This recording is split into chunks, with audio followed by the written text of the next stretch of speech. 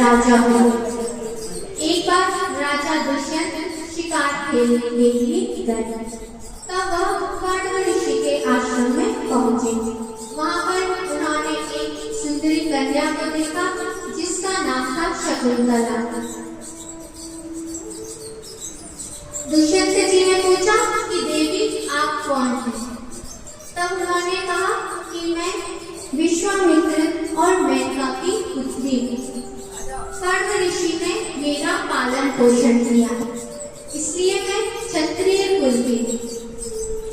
तब राजा दुष्यंत ने शकुंतला के साथ विवाह किया। उनके यहाँ एक पुत्र ने जन्म लिया जिसका नाम था भरत।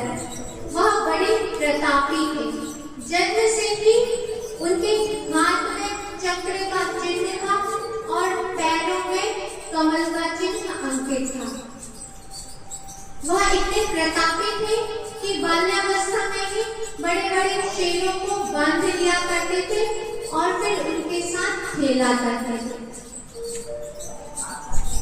कण्व ऋषि ने कहा कि शकुंतला अब तुम जाओ अपने पति दुष्यंत के पास में।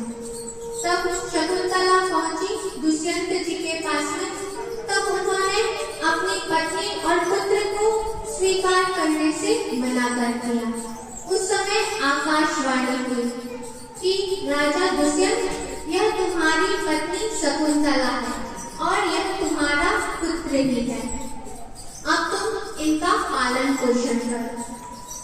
तब दुष्यंत जी ने भरत जी को राजा बनाया।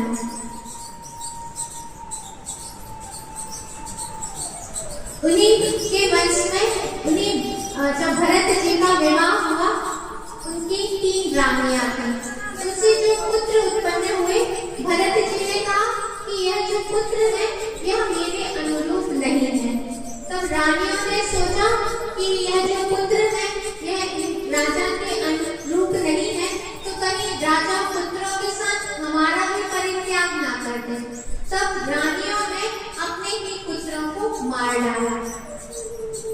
फिर राजा भरत ने पुत्र उत्पन्न करने के लिए मरुदगणों का एक यज्ञ करवाया, जिसमें मरुदगणों ने भरद्वाज नाम के एक पुत्र को भरत जी को प्रदान किया।